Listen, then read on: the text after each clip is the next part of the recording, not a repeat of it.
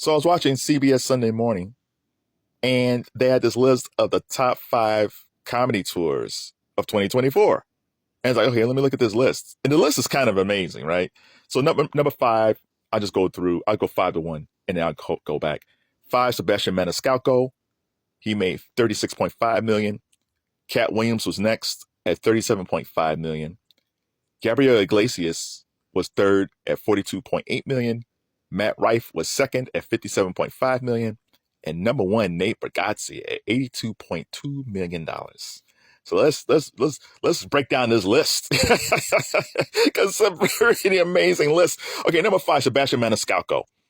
The only reason I think Sebastian's number 5 this year is that I don't think Sebastian did a lot of touring this year. I think he's going to do a lot more touring next year.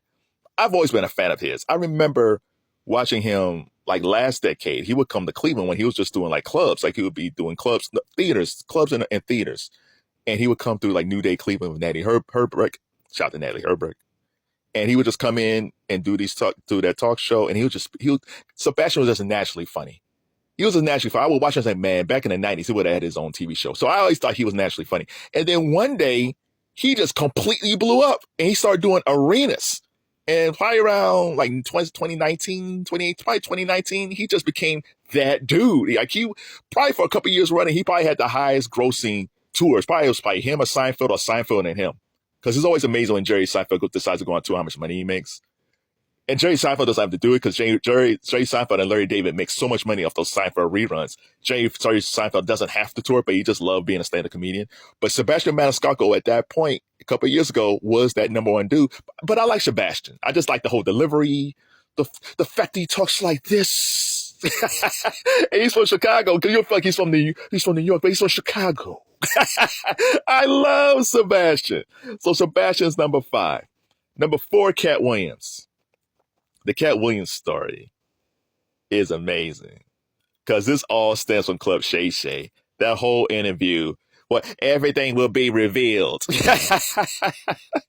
Man, I'm kind of surprised I saw Cat at number 4 because Cat's had a successful tour, but I didn't know his tour was so successful that he actually be in the top 4 of the year. It is a fantastic, man. It's crazy because I think the interview with Shannon Sharp was back in January, and it's still Shannon's top rated video of the year. I mean, people are still watching that video. Oh my God. If you saw Cat Williams this past year, how was that?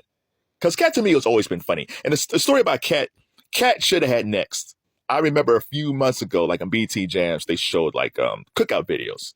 And I saw Roses by Outkast, and Cat Williams was in that. And I think that was like, 2001, 2002? I think 2001. And Cat Williams should have been that next dude because he was in one of those Friday movies, Friday After Next or something like that. Cat should have been the next comedian, but then stuff was going on. And then Kevin Hart jumped over him. And then we heard these stories about Cat's on stuff and he's crazy, all that stuff. I don't know what happened. And Cat kind of addressed that stuff on the Shay Shay video. So it's almost like when Dave Chappelle, remember when Dave Chappelle had his show and then they say he went to Africa and he just like disappeared for like a decade. And then Dave came back. And he had those 3 Netflix specials, and he made all that money back that he lost, and even more so. I almost feel the same way that happened to Cat Williams. Whatever happened to Cat Williams, either himself or someone tried to take him out out of the game professionally. Whatever happened, Cat was not like the top grossing comedian. Like Cat was he was still doing his shows, but he wasn't that dude anymore. But it seems like as Kevin Hart kind of fallen back a little bit, it seems like the rise of Cat Williams in 2024 is only in the beginning. I told y'all I was going to big back. All will be revealed. All will be revealed. I'm amazed that I grossed so much money in 2024. But I told y'all I was coming back. I love Cat, man.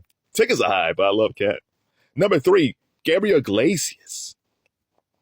Of everybody on this list, Gabriel Iglesias has gotten the less buzz. If you don't know him, he's fluffy. He's the fluffy Latino comedian. He there's no Club Shay Shay moment with him. There's no like he's the hottest comedian in the world right now, or people trying to tell us that this person's the hottest comedian in the world.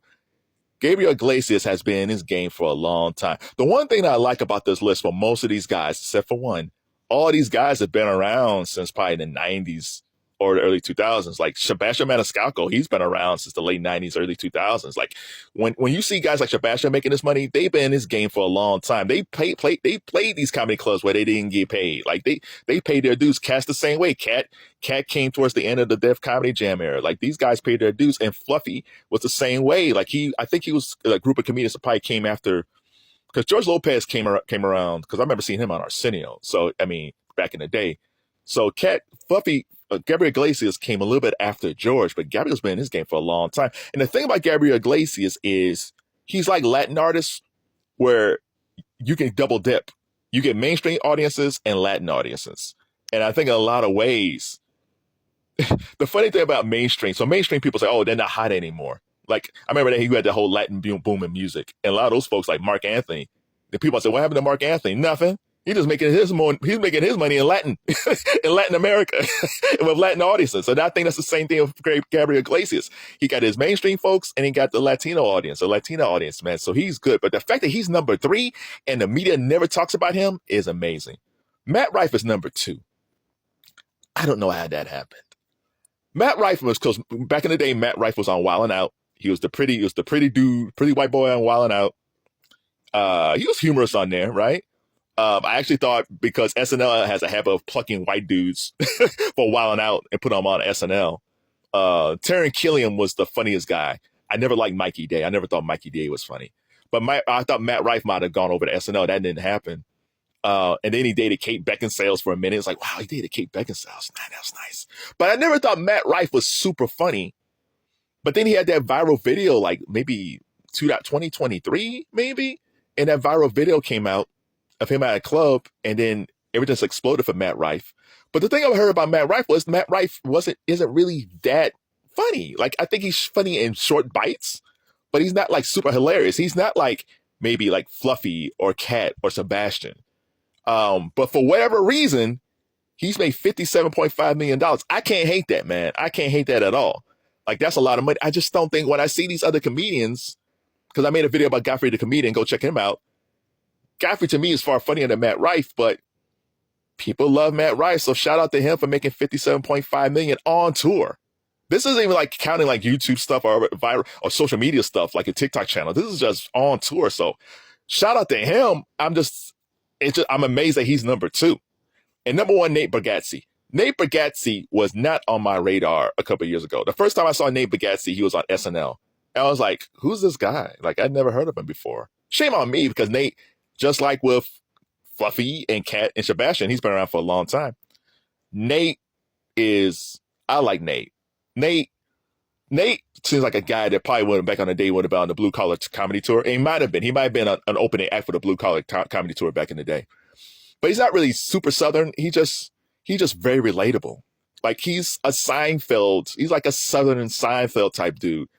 I think he said that one of the guys that he admired was Sinbad. And I love Sinbad. Shout out to Sinbad. He had a stroke a couple years ago.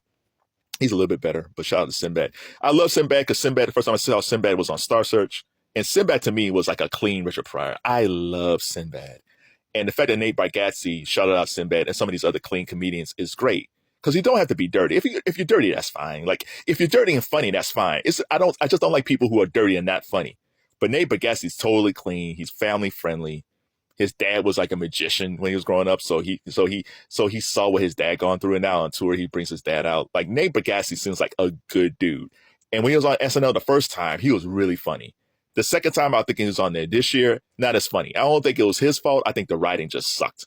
But shout out to Nate Bargatze. $82.2 million is crazy. And again, he's one of these guys who probably played the clubs for years, just like Sebastian. And then one day it just popped for him, and now he's in arenas. And the funny thing being a stand-up comedian like this, in arenas, you keep all the money. There's no pyrotechnics. There's no dancers. It's just you. So that's a lot of cash. So as we go into 2025, who are some comedians that we should check out? If you saw any of these people on this list, tell me who is the funniest. And of all this list, who do you think is like, wow, they made that much? Shout out to Cat Williams. All will be revealed in 2025.